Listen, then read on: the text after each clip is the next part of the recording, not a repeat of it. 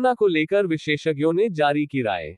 अगले 40 दिनों को बताया बहुत अहम। भारत में आ सकती है कोरोना की नई लहर। सरकार अलर्ट, देश भर के अस्पतालों में हुई कोरोना मॉक ड्रिल। 2% आबादी खतरे की जद में। कोरोना के नए वेरिएंट BF7 बन सकता है नया खतरा। गया में 2 विदेशी नागरिक मिले कोरोना संक्रमित। देश में 498 फ्लाइट्स की स्क्रीनिंग की गई, 1780 सैंपल लिए गए।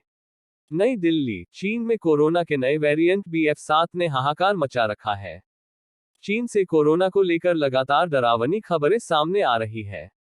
भारत में भी कोरोना के नए वेरिएंट BF7 के मरीज मिल चुके हैं, लेकिन कोरोना संक्रमण को लेकर अब कहा जा रहा है कि भारत में अगले 40 दिन बेहद ही महत्वपूर्ण होने जा रहे हैं।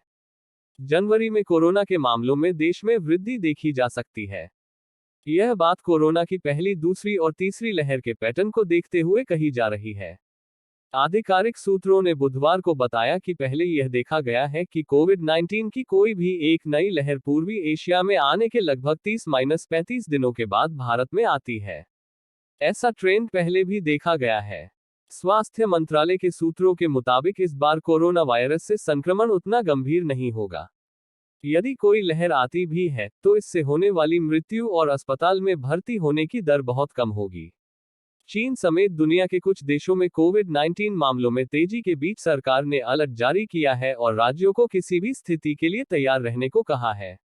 इधर, बिहार के गया में एक बार फिर 2 विदेशी नागरिक कोरोना संक्रमित मिले हैं। ये बैंकॉक और ताइवान के रहने वाले हैं। गया में अब तक कुल 19 लोग पॉजिटिव मिले हैं। उधर, बुधवार को दुबई से आए 2 यात्री चेन्नई एयरपोर्ट पर कोविड पॉजिटिव मिले हैं।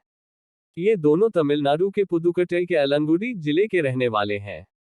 इनके सैंपल जीनोम सीक्वेंसिंग के लिए भेज दिए गए हैं। इसके साथ ही पिछले 3 दिन में 41 इंटरनेशनल पैसेंजर्स पॉजिटिव पाए गए हैं। इनमें श्रीलंका के रास्ते चीन से तमिलनाडु आई एक महिला और उसकी 6 साल की बच्ची भी शामिल है। 498 फ्लाइट्स की स्क्रीनिंग की। 24 दिसंबर से 26 दिसंबर तक 498 फ्लाइट्स की स्क्रीनिंग की गई है। इस दौरान 1780 सैंपल लिए गए। इनमें 39 पॉजिटिव मिले हैं। इन्हें जीनोम सीक्वेंसिंग के लिए भेजा गया है। कोरोना की तैयारियों की जांच करने के लिए मंगलवार को देश के करीब सभी राज्यों में मॉक ड्रिल की गई। देश में मंगलवार को 188 कोरोना के केस मिले। इनमें केरल में सबसे ज्यादा 39 केस मिले हैं। कहीं से भी संक्रमण से मौत की खबर नहीं है। एक्टिव कोविड केसों की संख्या 2495 है। देश में अब तक 4.46 करोड़ कोरोना केस रिकॉर्ड किए गए हैं। डेटा हेल्थ मिनिस्ट्री और कोरोना आउटब्रेक से लिया गया है। 2% लोग खतरे की जद में। कोरोना से लड़ाई में हार्ड इम्यूनिटी बहुत जरूरी है। वहीं देश में विशेषज्ञों का मानना है कि देश में 2% लोग खराब इम्यूनिटी की वजह से खतरे की जद में हैं। कुछ समय के लिए कोविड केस की संख्या में इजाफा हो सकता है, लेकिन सूत्रा मॉडल के आधार पर किया गया अब तक का विश्लेषण यही बताता है कि हमारे यहाँ चीन जैसे हालात पैदा नहीं होंगे। चीन में संक्रमण तेजी से बढ़ने की वजह यह है कि वहां नेचुरल इम्यूनिटी 30% से भी कम है। पिछले 24 घंटे में एक भी मौत नहीं। केंद्रीय स्वास्थ्य मंत्रालय के अनुसार पिछले 24 घंटे में भारत में कोरोना से एक भी मौत नहीं हुई है। इस वक्त देश में कोरोना के एक्टिव केस 3468 हैं, जो कुल मामलों का 0.01% है।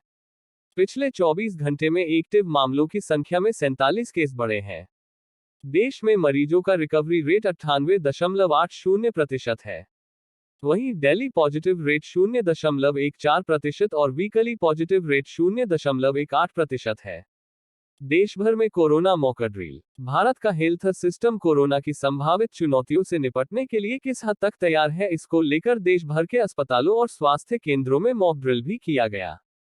चीन से कोविड संक्रमण के कारण बने हालात की जो भयावह तस्वीरें आ रही हैं, उनके मद्देनजर अपनी तैयारियों का जायजा लेना जरूरी समझा गया। वहीं कर्नाटक पहला राज्य है जहां सार्वजनिक स्थानों पर मास्क पहनना फिर से अनिवार्य कर दिया गया है।